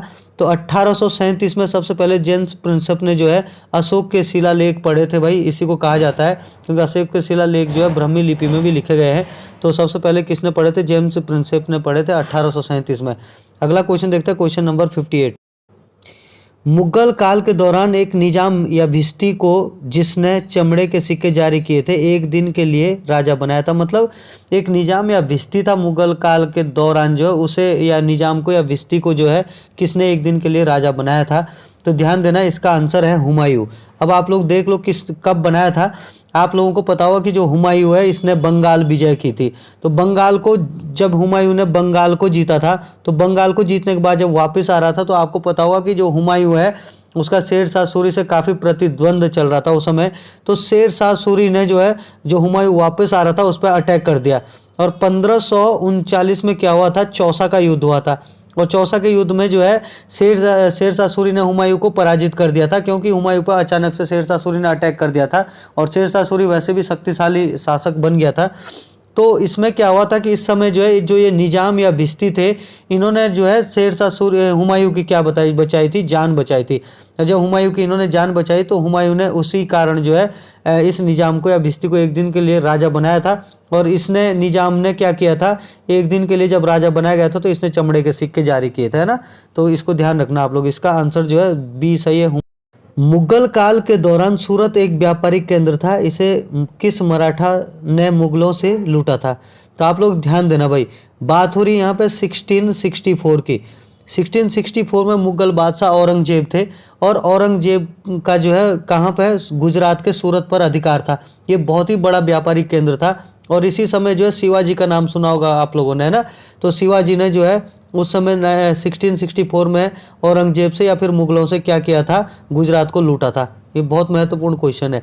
क्वेश्चन नंबर 60 देखते हैं। अंग्रेजों के शरण में बनने वाला प्रथम मुगल बादशाह कौन था? तो अंग्रेजों के शरण में बनने वाला प्रथम मुगल बादशाह जो है कौन था? अकबर द्वितीय, अकबर सेकंड बोल सकते हो आप लोग। जो अकबर सेकंड है, इनका ही पुत्र बहादुर शाह सेकंड था, जिसको बहादुर शाह जफर भी कहा जाता था, क्योंकि बहादुर शाह जफर के नाम से वो कविताएं लिखा करते थे, है ना, या गजल लिखा करते थे। तो बहादुर शाह द्वितीय या बहादुर शाह जफर जो है मुगल वंश के अंतिम शासक भी थे। तो अंग्रेजों के शरण में बनने वाला पहला मुगल बादशाह जो अकबर द्वितीय था। तो अगला क्वेश्चन देखते हैं 61। उत्तराखंड विज्ञान प्रौद्योगिकी परिषद का गठन कब हुआ था? तो 21 फरवरी 2005 को जो है उत्तराखंड विज्ञान एवं प्रौद्योगिकी परिषद का गठन हुआ था। जो ये उत्तराखंड विज्ञान एवं प्रौद्योगिकी परिषद है भाई, इसकी जो सबसे शीर्ष या सबसे ऊपर वाली जो संस्था होती है उसे कहा जाता है आम सभा। ध्यान रखना एग्जाम में क्वेश्चन आ सकता है कि विज्ञान एवं प्रौद्योगिकी परिषद की सबसे ऊपरी संस्था या सबसे शीर्ष संस्था कौन सी, तो आम सभा है। और इस आम सभा का जो अध्यक्ष होता है वो खुद मुख्यमंत्री होता है। ये भी ध्यान रखना कि विज्ञान एवं प्रौद्योगिकी परिषद की जो ऊपरी सबसे शीर्ष संस्था आम सभा होती है उसके अध्यक्ष कौन होते हैं या उसकी अध्यक्षता कौन करते हैं, तो हमेशा मुख्यमंत्री करते हैं। ध्यान रखना। बाकी इसका आंसर जो है ए सही है। 21 फरवरी 2005 को इसका गठन किया गया था। अगला क्वेश्चन देखते हैं 62। आरोही योजना का संबंध है, तो आरोही योजना का संबंध किससे है, तो सबसे पहला आप लोग ध्यान देना ये कंप्यूटर शिक्षा से इसका संबंध है। और कंप्यूटर शिक्षा किसे देने का है, तो इसमें जो है शिक्षक एवं विद्यार्थी क्या आएंगे इसमें, एक तो शिक्षक आएंगे और दूसरे क्या होंगे, विद्यार्थी। तो शिक्षक एवं विद्यार्थियों को जो है प्रशिक्षण देने के लिए आरोही योजना बनाई गई है उत्तराखंड में। आरोही योजना का स्टार्ट किया गया है उत्तराखंड में। और इसके शुभारंभ कब किया गया था, तो 2002 में आरोही योजना उत्तराखंड में लाई गई थी। अगला क्वेश्चन देखते हैं 63। उत्तराखंड विज्ञान शिक्षा अनुसंधान केंद्र की स्थापना कब की गई, तो उत्तराखंड विज्ञान एवं अनुसंधान केंद्र की स्थापना 2 फरवरी 2006 को की गई थी। इसकी स्थापना 2 फरवरी 2006 को की गई थी, परंतु इसकी जो शुरुआत है वो पहले ही कर दी थी, है ना। तो स्टार्ट पहले ही कर दिया था। तो अगर आपके पास 2 फरवरी 2006 ऑप्शन में नहीं होगा तो 2005 आप आंसर लगा सकते हो। फिर आप जो है स्टार्ट करने के लिए 2004, 2005, 2006, 2007 ऐसा ऑप्शन दे देगा। अगर 2006 होगा तो 2006 ही आपका आंसर होगा, नहीं तो अगर 2006 ऑप्शन में नहीं होगा तो 2005 भी आप लगा सकते हो। 2 फरवरी 2006 में शुरू हो गया था, स्टार्ट हुआ था पूरी तरीके से, इसलिए 2 फरवरी 2006 सबसे सही आंसर है इसका। अगला क्वेश्चन देखते हैं 64। राज्य में विज्ञान धाम कहाँ स्थित, मतलब उत्तराखंड में विज्ञान धाम कहाँ स्थित है, तो सबको ही पता होगा भाई इसका। तो उत्तराखंड में विज्ञान धाम कहाँ है, देहरादून में है। अगला क्वेश्चन देखते हैं 65। तकनीकी विद्यालयों में CCNA में डिप्लोमा डिग्री के लिए कौन सी योजना राज्य में चलाई जा रही है ना। ये किसके लिए है, तकनीकी विद्यालयों के लिए है। और ये कौन सी योजना इसमें चलाई जा रही है, तो ध्यान रखना आपको, इसको कहते हैं सिस्को योजना। और जो सिस्को योजना के लिए जो विद्यालयों में सिस्को योजना में जो CCNA है, इसकी फुल फॉर्म भी पूछी जा सकती है एग्जाम में।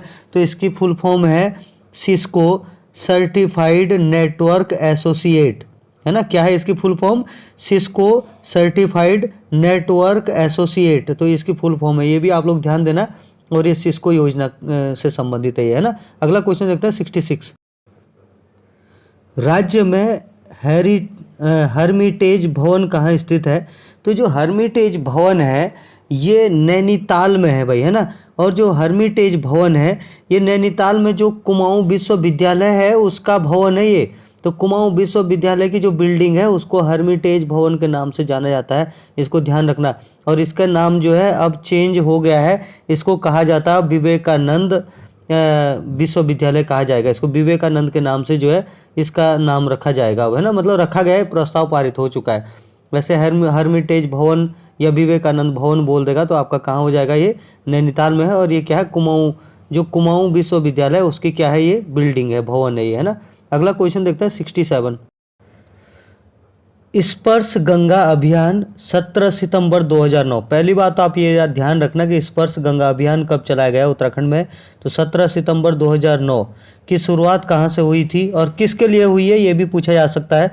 तो स्पर्श गंगा अभियान की शुरुआत जो है मुनि की रेती से हुई थी, तो बी आंसर इसका सही है, मुनि की रेती से हुई थी।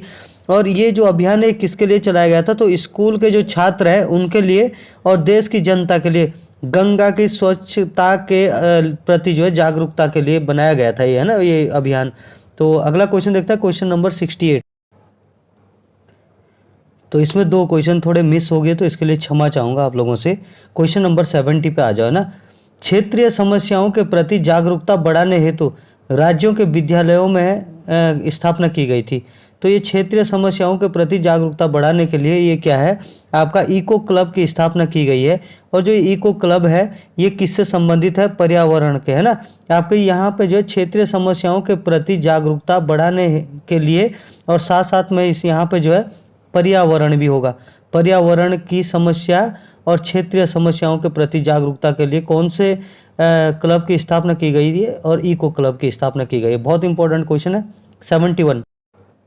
उत्तराखंड में वाहनों से इको टैक्स कब से वसूला जा रहा है? तो ये इको टैक्स उसी से है भाई, किससे? पर्यावरण से, है ना। जो पर्यावरण को नुकसान पहुंचाते हैं वाहन, तो उसी के कारण जो है इको टैक्स जो है वसूला जाता है। इसके ऊपर काफ़ी विवाद भी चल रहा है, तो इसलिए इम्पोर्टेंट है। जो विवादित चीज़ें होती है वो ज़्यादा इम्पोर्टेंट होती है। और उत्तराखंड में 21 सितंबर से जो है 21 सितंबर 2009 से इको टैक्स जो है वसूला जा रहा है। तो इसको, इस डेट को भी आप लोग ध्यान रखना। अगला क्वेश्चन देखते हैं 72। ITBT पार्क की स्थापना कहाँ की गई है? तो उत्तराखंड में ITBT पार्क की स्थापना कहाँ की गई है? तो आप लोग ध्यान देना, ये पंतनगर में है ना। और इसकी फुल फॉर्म भी आप लोग ध्यान देना, ITBT पार्क की, है ना, पंतनगर में स्थित है ये। तो ITBT पार्क की फुल फॉर्म क्या है? इंफॉर्मेशन टेक्नोलॉजी बायोटेक्नोलॉजी पार्क, है ना। तो क्या है इसकी full form? Information technology biotechnology park जो है इसकी फुल फॉर्म है। अगला क्वेश्चन देखते हैं 73। 1 किलोग्राम में कितनी मुट्ठी होती है? तो 1 किलोग्राम में कितनी मुट्ठी होती है? तो ये क्वेश्चन जो है कई बार उत्तराखंड के पेपर में आ गया है। तो 1 किलोग्राम ये जो है अनाज को नापने की इकाई है। तो 1 किलोग्राम में 16 मुट्ठी होती है। और आप लोग इसको ध्यान रखना, ये सबसे छोटी इकाई है ना। अनाज मापने की सबसे छोटी इकाई है उत्तराखंड की। और आप लोग ये भी ध्यान रखना कि एक सेर में कितनी मुट्ठी है, ये भी पूछा जा सकता है। तो 8 मुट्ठी में क्या होता है? 1 सेर होता है भाई। 8 मुट्ठी में कितने सेर होता है? 1 सेर। तो ये ध्यान रखना, 1 सेर में कितनी मुट्ठी आती है और 1 किलोग्राम में कितनी मुट्ठी आती है। तो 1 किलोग्राम में तो आती है 16 मुट्ठी और 1 सेर में आती है 8 मुट्ठी। क्योंकि जो 1 सेर होता है वो आधे किलोग्राम का होता है, इसलिए जब 1 किलोग्राम में 16 मुट्ठी आती है तो आधे किलोग्राम में यानी कि 1 सेर में कितनी मुट्ठी आएगी? 8 मुट्ठी आएगी। बहुत इंपॉर्टेंट क्वेश्चन है। अगला क्वेश्चन देखते हैं 74। राज्य में यानी कि उत्तराखंड में ई डिस्ट्रिक्ट सेवा कब शुरू की गई? तो ये ई डिस्ट्रिक्ट सेवा जो है 2009 में शुरू की गई है। और ई डिस्ट्रिक्ट सेवा किससे संबंधित होती है भाई? जैसे आपके ऑनलाइन डॉक्यूमेंट्स है, जाति प्रमाण पत्र है, आय प्रमाण पत्र है, स्थायी निवास प्रमाण पत्र है, रोजगार कार्यालय में पंजीकरण कराना है। तो ये सारे के सारे ई डिस्ट्रिक्ट से ही संबंधित, जो ऑनलाइन हो गए सारी चीज़ें, इसको ई डिस्ट्रिक्ट योजना कहा जाता है। और ये कब शुरू हुई थी? 2009 में। बहुत इंपॉर्टेंट क्वेश्चन है। अगला क्वेश्चन देखते हैं 75। राज्य सरकार द्वारा यानी कि उत्तराखंड सरकार द्वारा ई गवर्नेंस वर्ष कब घोषित किया गया? तो राज्य सरकार द्वारा जो ई गवर्नेंस वर्ष है वो 2001 को मनाया गया है या घोषित किया गया है। और ये जो मतलब किससे संबंधित? जो डिजिटल सेवा है यानी कि ऑनलाइन सेवा है, तो डिजिटल सेवाओं के लिए ई गवर्नेंस वर्ष जो है 2001 को जो है घोषित किया गया है। अगला क्वेश्चन देखते हैं 76। 25 जनवरी 2009 को पतंजलि फूड एवं हर्बल पार्क की स्थापना कहाँ की गई है? तो पहले तो भाई आप लोग ये ध्यान रखना कि पतंजलि, ये जो क्या कहते हैं, पतंजलि फूड एवं हर्बल पार्क है, उसकी स्थापना कब की गई? तो 25 जनवरी 2009। पहली चीज़ तो ये याद रखना। बाकी ये वाली चीज़ है कि कहाँ पे की गई है, तो पदार्था गांव जो है इसका सही आंसर है। पदार्था गांव जो है कहाँ पड़ता है भाई? तो ये हरिद्वार में ही पड़ता है पदार्था गांव। तो पदार्था गांव या हरिद्वार दे देगा ऑप्शन में, है ना। अगला क्वेश्चन देखते हैं 77। उत्तराखंड में प्रथम आयुष ग्राम की स्थापना कहाँ की गई है? देखो, आयुष ग्राम की स्थापना जो है उत्तराखंड में कहाँ की गई है? भवाली में की गई है। और भवाली जो है कहाँ पड़ता है? ये नैनीताल में पड़ता है ना। कहाँ पड़ता है? नैनीताल में पड़ता है। और जो ये भवाली है, ये सॉरी क्या है आपका आयुष ग्राम है, ये है क्या चीज़? आयुष ग्राम के तहत क्या होता है? जैसे आयुर्वेदिक है या होम्योपैथिक है और फार्मेसी है, ये सारी की सारी सुविधाएं जो है इसमें दी जाती है ना। तो अगला क्वेश्चन देखते हैं 78। पंडित दीनदयाल उपाध्याय जनाधार ई सेवा का संबंध किससे है? तो आप लोग ध्यान देना, जो चरित्र प्रमाण पत्र होते हैं और जाति प्रमाण पत्र होते हैं उनसे संबंधित है। तो सी ऑप्शन इसका सही है। अगला क्वेश्चन देखते हैं 79। पंडित गोविंद बल्लभ पंत हिमालय पर्यावरण एवं विकास संस्थान कहाँ स्थित है? तो आप लोग ध्यान देना भाई, इसकी स्थापना भी पूछी जा सकती है। जो पंडित गोविंद बल्लभ पंत हिमालय पर्यावरण एवं विकास संस्थान है, इसकी स्थापना कब हुई थी और कहाँ की गई है? तो 1988 आप लोग ध्यान देना। और 1988 के अलावा आप लोग इसका जो एग्जैक्ट पॉइंट है वो ध्यान रखना। आप लोगों ने कटारमल का सूर्य मंदिर के बारे में सुना होगा। तो जो कटारमल है, ये कटारमल कहाँ पड़ता है? अल्मोड़ा में पड़ता है। तो जहाँ पे कटारमल का सूर्य मंदिर भी है, 1988 में इसकी स्थापना की गई है। और कहाँ की गई है? अल्मोड़ा दे देगा ऑप्शन में या फिर कटारमल दे देगा। अगला क्वेश्चन देखता है 80। महाभारत काल में कुनिंद वंश के राजा सुबाहु की राजधानी कहाँ थी? तो जो कुनिंद वंश के राजा थे सुबाहु, उनकी राजधानी जो श्रीनगर बताई जाती है। और जो ये महाभारत काल के जो सुबाहु थे, ये सुबाहु बताया जाता है कि जो राजा धृतराष्ट्र थे, आपके जो कौरव थे, कौरवों के जो 100 पुत्र थे धृतराष्ट्र, उन्हीं में से एक था ये सुबाहु, है ना। और इसको जो है श्रीनगर, ये गढ़वाल वाला एरिया जो है दिया गया था उस समय, और इसने जो है श्रीनगर को अपनी क्या बनाई थी, राजधानी बनाई थी। अगला क्वेश्चन देखते हैं 81। नरेंद्र नगर में आईटी एकेडमी की स्थापना किस नाम से की गई है? तो आप लोग ध्यान देना, ये एचपी नाम से की गई है ना। तो एचपी नाम सबने ही सुना होगा। अगला क्वेश्चन देखते हैं 82। अल्मोड़ा प्रकार की मुद्रा में किसका प्रभाव देखने को मिलता है? जो अल्मोड़ा प्रकार की मुद्रा, भाई ध्यान देना आप लोग, उत्तराखंड में जो है ये जो मुद्राएं हैं ये 3 प्रकार की, अमोघ भूति प्रकार की, ये कुनिंद वंश के टाइम की थी, है ना। आपका क्या हो गया, आपका अमोघ भूति प्रकार की होती थी, अल्मोड़ा प्रकार की होती थी, और छत्तेश्वर प्रकार की होती थी, है ना। तो जो अल्मोड़ा प्रकार की मुद्रा जो होती थी उसमें जो है यूनानी का जो है क्या मिलता था, हिंद यवन लिखा हुआ यहाँ पे ऑप्शन ए में, है ना। ये जो है इसके ऑप्शन थोड़ा सा गड़बड़ हो रखे हैं भाई। यहाँ पे हिंद यवन जो है ए ऑप्शन में होना चाहिए था, ये यूनानी बी ऑप्शन में होना चाहिए था, है ना।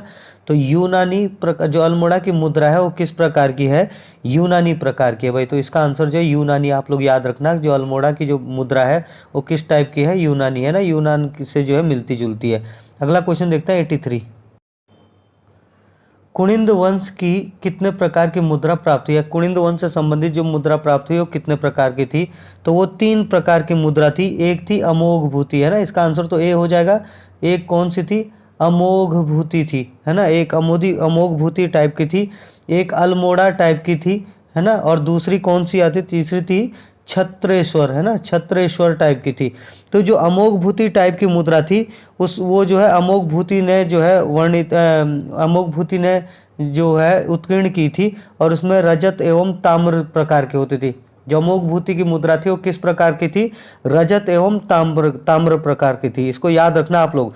और जो अल्मोड़ा की जो मुद्रा थी, वो अल्मोड़ा प्रकार की जो मुद्रा थी, है ना, वो अल्मोड़ा से ज़्यादातर प्राप्त हुई है, इसीलिए उसको अल्मोड़ा प्रकार की मुद्रा कहा जाता है। और वो जो है केवल ताम्र की थी, है ना। कैसी थी? केवल ताम्र की।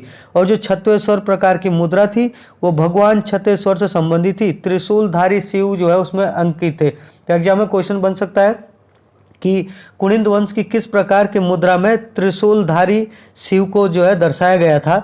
तो त्रिशूलधारी शिव जो है छत्रेश्वर प्रकार की मुद्राओं में जो है दर्शाया गया था, है ना। तो इन सभी चीज़ों को ध्यान रखना। अगला क्वेश्चन देखते हैं 84। बैठान विवाह किस जाति से प्रचलित था? तो जो बैठान विवाह ये बोक्सा जाति से संबंधित है भाई, है ना। और बैठान विवाह ये समझ लो कि ये किस प्रकार का विवाह होता है? विधवा विवाह होता है। तो एक बार क्वेश्चन आया था एग्जाम में कि विधवा विवाह को अन्य किस नाम से जाना जाता था बोक्सा जनजाति में?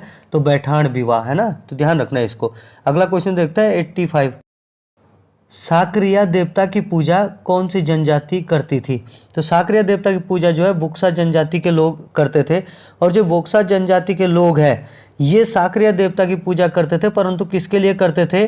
पशुओं की रक्षा के लिए। तो एग्जाम में एक बार क्वेश्चन भी आया था, है ना, पशुओं की रक्षा के लिए जो है साकरिया देवता की पूजा की जाती थी। एग्जाम में क्वेश्चन आता था कि पशुओं की रक्षा के लिए बुक्सा जनजाति के लोग किस देवता की पूजा करते थे? तो साकरिया देवता की पूजा करते थे। अगला क्वेश्चन देखता है 86। आंचल नामक ग्रंथि, आंचल नामक वैवाहिक ग्रंथि जो है, आंचल नामक वैवाहिक परंपरा का संबंध किस जनजाति से है? तो ये जौनसारी जनजाति से है भाई, है ना। तो इसी टाइप का जो है भोटिया जनजाति में भी होता है। अगला क्वेश्चन देखते हैं 87। दोण, बीण, राग और डाक नामक प्रथाएं जो है किस जनजाति में है? तो ये भी आप लोग ध्यान देना कि दोण है, बीण है, राग और डाक, ये सारी की सारी प्रथाएं जो है जौनसारी जनजाति में क्या है? प्रचलित है। अगला क्वेश्चन देखते हैं 88। काज और डोला नामक विवाह पद्धतियाँ किस जनजाति में है? तो काज और डोला नामक जो विवाह पद्धतियाँ हैं वो थारू जनजाति में प्रचलित है। अब ये है क्या? देखो, जो काज विवाह पद्धति है वो वधू मूल्य, इसको आप वधू मूल्य से संबंधित बोल सकते हो। किससे? वधू मूल्य से संबंधित बोल सकते हो, क्योंकि इसमें जो है जो लड़का होता है यानी कि जो वर होता है उसको कन्या के बराबर हैसियत का होना पड़ता है और उसके मूल्य के बराबर मूल्य जो है उसको चुकाना पड़ता है, क्योंकि जो थारू जनजाति के लोग हैं उनका मानना होता है कि जो कन्याएं होती है वो मायके वालों को संभालती है और उनका जो है पूरा ध्यान रखती है। तो इस स्थिति में जो है जो वर है वो इस लायक है भी या नहीं है, उसका उसकी हैसियत इतनी है भी या नहीं है ना। तो इसी के लिए जो है काज जो विवाह पद्धति है उसमें वर को जो है कन्या के बराबर मूल्य का जो है वो चुकाना पड़ता है ना, कर्ज टाइप का। और जो डोला नामक मुद्रा क्या कहते हैं विवाह पद्धति है, ये अपहरण वाली है। इसमें जो है मतलब लड़की को भगा के लिया जा सकता है। तो डोला नामक विवाह कैसा है, अपहरण वाला है। तो इसको जो है पूछा जा सकता है अलग अलग कि काज किस टाइप का है और डोला किस प्रकार का है। तो काज किस प्रकार का है, वधु मूल्य का है, और डोला कैसा है, अपहरण वाला है ना। तो ये किस में प्रचलित है, थारू में। अगला क्वेश्चन देखते हैं 89। थारू जनजाति में विधवा विवाह के समय लठ भरवा बोझ किस विवाह पद्धति में दिया जाता है। तो लठ भरवा बोझ दिया जाता है तो ये चुटकटा विवाह होता है। कैसा होता है, चुटकटा विवाह। आप चाहो तो इसको जो है घर जमाई प्रथा भी बोल सकते हो, जिसमें जो है जो वर होता है वो कन्या के यहाँ पे रहेगा, तो इसको घर जमाई प्रथा भी बोलता है, ध्यान रखना। तो थारू जनजाति के लोगों में जो विवाह के समय लठ भरवा होता है वो कौन सा विवाह होता है, किस टाइप का होता है, उसका चुटकटा के जगह जो है घर जमाई टाइप की पद्धति बोल देगा वहाँ पे। तो इसको भी आप लोग ध्यान देना। अगला क्वेश्चन देखते हैं 90। जाखीन देवी की पूजा कौन सी जनजाति करती है। तो जाखीन देवी की पूजा जो है थारू जनजाति के लोग करते हैं। तो ध्यान रखना भाई, ये क्वेश्चन जो है 2-3 तरीके से पूछा जाता है। जैसे पूछ लेगा आपका कि किस जनजाति की इष्ट देवी जाखीन है, किस जनजाति की क्या है, इष्ट देवी जाखीन है। तो थारू जनजाति की है, थारू जनजाति की इष्ट देवी का नाम क्या है, तो जाखीन देवी है। और इसी क्वेश्चन को ऐसे ही पूछ सकते हैं कि थारू जनजाति का इष्ट देवता कौन है। तो इष्ट देवता कौन है इसका, तो इष्ट देवता है खड़गा भूत। तो खड़गा भूत जो इनका इष्ट देव है, खड़गा भूत। याद रखना इन चीजों को। अगला क्वेश्चन देखते हैं 91। सगाई के समय दिखनौरी प्रथा किस जनजाति में होती है। दिखनौरी प्रथा का मतलब होता है कि क्या होता है इसमें कि जो कन्या वाले होते हैं वो कहाँ जाते हैं, वर के गांव जाते हैं, है ना। जो आपका दूल्हा होगा तो दूल्हे के गांव जाएंगे सगाई के समय, और वहाँ पे जो है विवाह की बातचीत चलती है कि कब विवाह होना है, कैसे होना है, क्या क्या चाहिए क्या नहीं चाहिए। तो ये जो है इसको ही क्या कहते हैं, दिखनौरी प्रथा कहते हैं। जब जो है कन्या वाले वर के यहाँ जाकर जो है विवाह की बातचीत करते हैं। तो और ये जो है प्रथा है ये थारू जनजाति के लोगों में प्रचलित है, दिखनौरी प्रथा। अगला क्वेश्चन देखते हैं 92। कौन सी जनजाति स्वयं को पंवार वंशीय शासकों का वंशज मानती है। तो आप लोग ध्यान देना, ये वोक्सा जनजाति के जो लोग हैं वो स्वयं को क्या मानते हैं, पंवार वंशों के जो है वंशज मानते हैं ना। अगला क्वेश्चन देखते हैं 93। होलियाँ मोरों, यहाँ पे होली भी हो सकता है ना, होलियाँ भी इसी को ही कहते हैं, होली कोई। मोरों, गोटरो, डलिया किस जनजाति के प्रमुख त्यौहार है। तो ये जो है सबके सब बोक्सा जनजाति के प्रमुख त्यौहार है भाई, इनको ध्यान रखना। कभी भी किसी एक का भी पूछ सकता है और सबको भी इस तरीके से दे सकता है। अगला क्वेश्चन देखते हैं 94। जौनसार क्षेत्र में कोल्टा जाति की स्थिति में सुधार के लिए सरकार ने आर्य समिति का गठन कब किया। तो आप लोग ध्यान देना भाई, जौनसार क्षेत्र में किस जनजाति के सुधार के लिए जो है आर्य समिति का गठन किया गया। पहला चीज तो आप लोग यही ध्यान रखना। और ये कोल्टा जनजाति जो है क्या होती थी कि आर्थिक रूप से बहुत ही, आर्थिक भी और सामाजिक रूप से भी दोनों ही तरीके से क्या होती थी, बहुत ही कमजोर वर्ग है कोल्टा जनजाति का। और इन्हीं के लिए जो है आर्य समिति बनाई गई है। और ये आर्य समिति कब बनाई गई थी, 1956 में बनाई गई थी। ये सारी चीजें आप लोग ध्यान रखना, इंपॉर्टेंट है। अगला क्वेश्चन देखते हैं 95। घुमसू, झोला, छोड़ो और ठुमकिया सराई नामक नृत्य किस जनजाति के लोगों में प्रचलित है। तो ये जौनसारी लोगों में प्रचलित है। इसके अलावा आप लोग जो है आप ये भी ध्यान रखना, तांदी भी जौनसारी लोगों में ही फेमस है ना। जंगबाजी भी जौनसारी लोगों में ही फेमस है। जंगबाजी के अलावा मंडवर्णा है ना, मंडवर्णा भी जौनसारी लोगों में ही प्रचलित। और इसके बाद जो है रेणा रात, एक रेणा रात भी होता है, ये भी जौनसारी लोगों में ही प्रचलित है। ये बहुत सारी चीजें हैं इसमें जो आपको ध्यान रखनी है। अगला क्वेश्चन देखते हैं 96। भोटिया जनजाति में विवाह को क्या कहा जाता है। तो भोटिया जनजाति में भाई ध्यान रखना विवाह को दामी कहा जाता है, कई बार एग्जाम में आ चुका है ये क्वेश्चन भी। तो दामी, ये क्वेश्चन इस तरीके से भी पूछा गया था कि किस जनजाति के लोग विवाह को दामी कहा जाता है, तो भोटिया, जौनसारी ऐसे ऑप्शन दे देगा, थारू। तो भोटिया जनजाति के लोग ही क्या है, विवाह को क्या कहते हैं, दामी कहते हैं। अगला क्वेश्चन देखते हैं 97। गबला देवता का संबंध किस जनजाति से है? तो आप लोग ध्यान देना, जो भोटिया जनजाति के लोग हैं उनका देवता जो है गबला देवता कहलाता है। तो गबला देवता का संबंध जो है भोटिया जनजाति से है। अगला क्वेश्चन देखते हैं 98। तड़ुआ विवाह किस जनजाति में होता है? तो जो तड़ुआ विवाह है वो राजी जनजाति में होता है। इस विवाह में क्या होता है कि जो कन्या होती है उसे अपना वर चुनने का क्या है, अधिकार होता है, और इसे क्या कहते हैं, तड़ुआ विवाह। ये क्वेश्चन एक बार आया था कि राजी जनजाति में जिसमें जो है कन्या को अपना वर चुनने का अधिकार होता है, उस विवाह को क्या कहते हैं? तो आप लोग ध्यान देना, इस विवाह को क्या कहते हैं, तड़ुआ विवाह कहा जाता है। एग्जाम में आया हुआ क्वेश्चन है, तो इस तरीके से भी क्वेश्चन पूछा जा सकता है। अगला क्वेश्चन देखते हैं 99। बोक्सा जनजाति की पंचायत की सबसे मजबूत संस्था क्या कहलाती है? तो बोक्सा जनजाति की जो पंचायत होती है उसकी सबसे मजबूत जो संस्था होती है वो क्या होती है, तख्त होती है। इसको ध्यान रखना आप लोग। अगला क्वेश्चन देखते हैं 100 क्वेश्चन और लास्ट क्वेश्चन है। बोक्सा जनजाति की पंचायत का मुखिया होता है, तो बोक्सा जनजाति की पंचायत का जो मुखिया होता है उसको क्या कहते हैं, प्रधान भी बोल सकते हैं, या कहीं कहीं पे जो है क्या होगा लिखा हुआ, प्रधान होगा लिखा। तो प्रधान और प्रधान है ना, प्रधान और प्रधान एक ही चीज़ है इसमें। तो बोक्सा जनजाति की पंचायत का जो मुखिया होता है वो कौन होता है, प्रधान या प्रधान होता है। और सर्वोच्च अधिकारी कौन होता है इसका, सर्वोच्च अधिकारी बोक्सा जनजाति का कौन होता है, तख्त होता है। तो इन चीज़ों को ध्यान रखना। तो आज के लिए इतना ही, अगला देखते हैं अगले हफ्ते अगला पेपर।